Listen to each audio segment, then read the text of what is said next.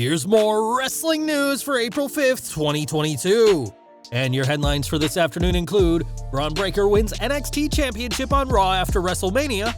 When will Brock Lesnar likely return? WWE schedule and Raw status revealed. Longtime WWE star quits after finally having enough of the grueling schedule. Eddie Kingston was seen crying in his hotel room.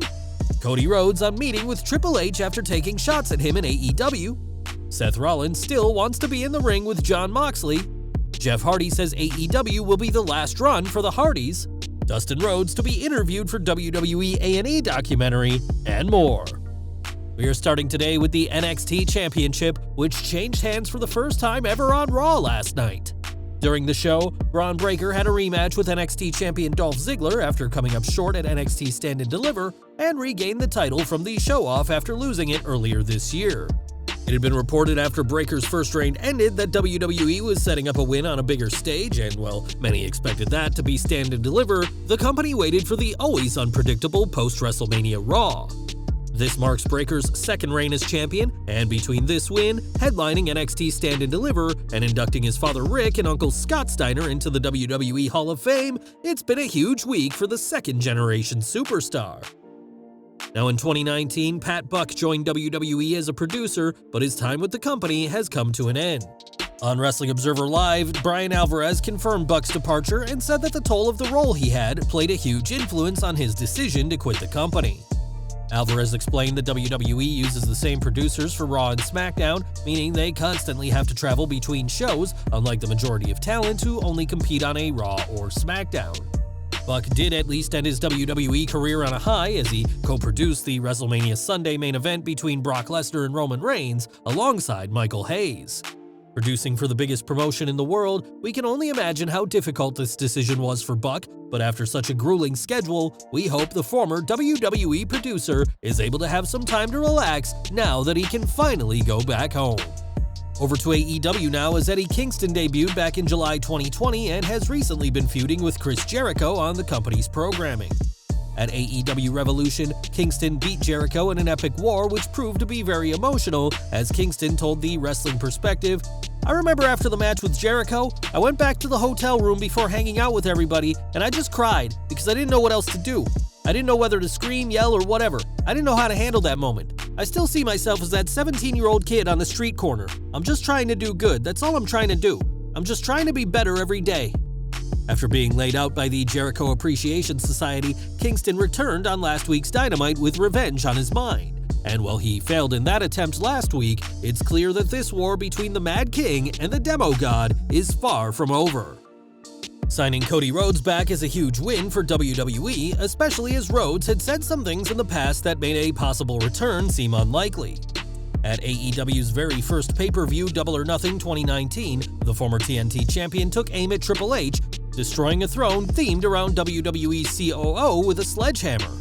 This could have led to a tense reunion at WrestleMania 38, but in the post-show media scrum, Rhodes recalled meeting up with Triple H backstage.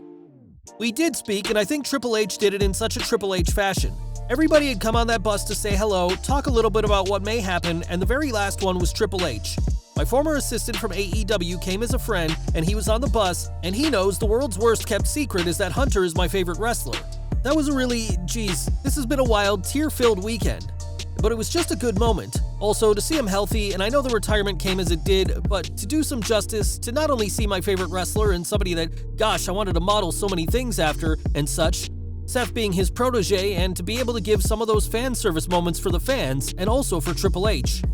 That was really touching, and especially, you've got to put it in perspective.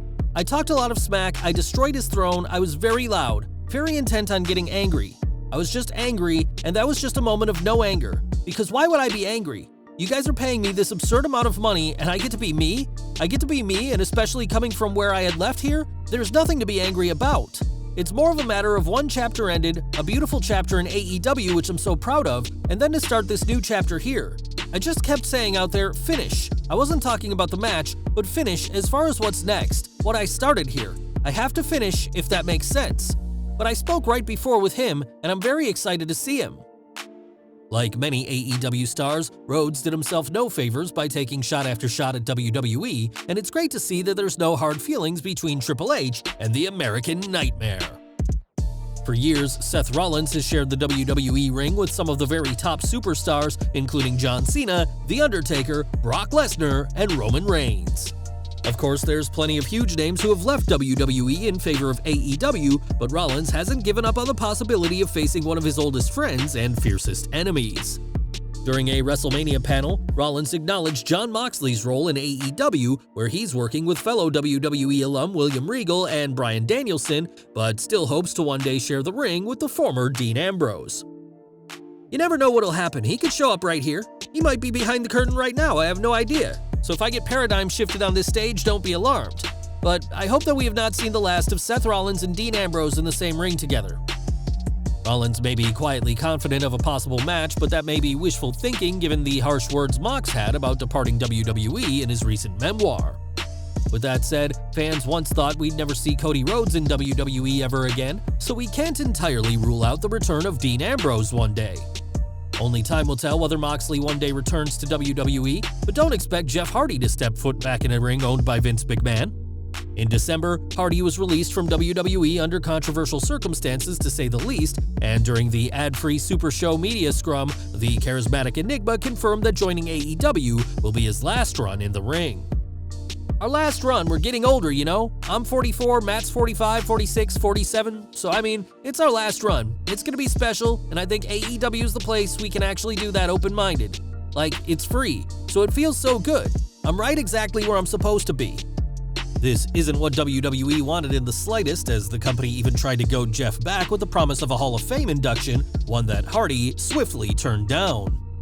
While Jeff is Hall of Fame worthy, he and Matt have said they're going after the AEW World Tag Team titles, and we'll have to see if that dream is fulfilled in this final run in the ring. And we're ending today with Cody Rhodes, who has been on fire since his return to WWE last weekend. After Rhodes appeared, it was confirmed that he'll serve as executive producer on a documentary from WWE and NBC Universal all about Dusty Rhodes, but this would have been the case no matter what happened last weekend. On Wrestling Observer Radio, Dave Meltzer said that even when Cody was with AEW, Tony Khan had given both him and Dustin Rhodes permission to appear in the WWE authorized documentary. Meltzer also said that if he was in Khan's position, he would do the same, but isn't sure if Vince McMahon would allow it if the roles were reversed. Both in WWE and out of it, the American Dream Dusty Rhodes meant a lot to a lot of people, and even if Cody hadn't returned to WWE, this documentary wouldn't have been right without his two sons. Well guys, that's our news for today. Please share your comments below. Also hit the like button, subscribe to our channel, and hit the bell icon to receive all notifications. And as always, thanks for watching.